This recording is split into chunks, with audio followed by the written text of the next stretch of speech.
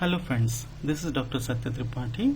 In this video, I will demonstrate how to fit frequency dependent AC conductivity data collected at a given temperature using Jones-Church power law as well as Almond-West formalism using origin package.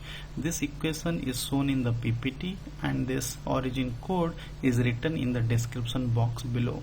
All the fitting procedures basically estimate DC conductivity values and the conductivity relaxation time. This method is basically helpful for the material science researchers to understand the conduction mechanism in solids or liquids. The reference for this equation is given in the description box below. Let's start the fitting procedure. So first of all, open the origin software, then import the conductivity file which is frequency dependent. First I will fit the Jones-Church power law, so I have imported the data. As you can see, x-axis frequency, y-axis is AC conductivity. Now I am going to plot the data. Next, log both the axes for better visibility of the conductivity spectra. So as you can see, the DC conductivity is appearing clearly at the low frequency and the AC conductivity is basically the frequency dependent conductivity is appearing at the high frequency. Next, put Ctrl Y to obtain the dialog box regarding this nonlinear curve fit. So so this window will appear and you need to put user defined, then you need to put Jones-Church power law. You can see that this code is appearing in the window and the parameters, which is basically DC conductivity, this is a temperature dependent parameter, then N, this frequency exponent, all this thing I have previously initialized. So now we are going to fit it. So as you can see, this simulated data is appearing to the experimental data. Now we are going to fit until converge and then we put the press OK.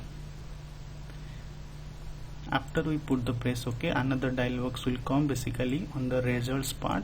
So here we got the this DC conductivity value, then A and N, the required parameters.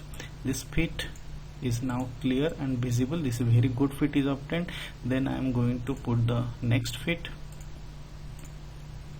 So here I am importing the data for Almond-West formalism. So here x-axis frequency again, y-axis AC conductivity. Then I am going to put the plot. Next I will do the log in both the sides. So here you can see that this is the low frequency AC conductivity, high frequency dependent conductivity. There is some bending is there. This is basically due to the electrode polarization. Now I am going to delete that for the better fitting procedure. So I will delete.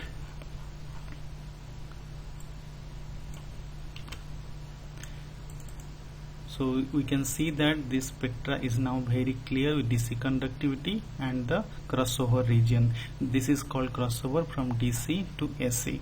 So here in Almond-West formalism we are going to fit the data.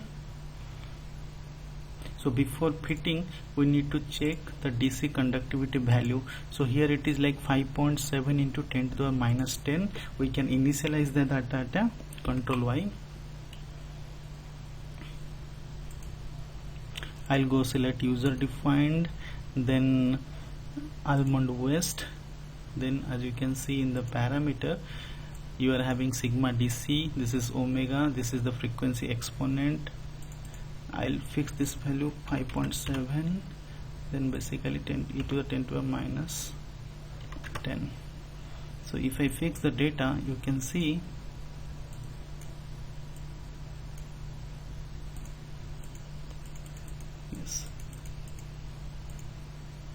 yes, now a good fit is achieved. Now I am going to get the output parameters. Yes, in the output parameter we calculated basically this DC conductivity, this crossover frequency from DC to AC and the relaxation time. This method, both this Jones-Church power law and this Almond West formalism, they are similar, and they basically used to understand the conduction mechanism in solids. Now if you have any question regarding the fitting procedure, you can put me a message in the comment box. Thank you for watching this video.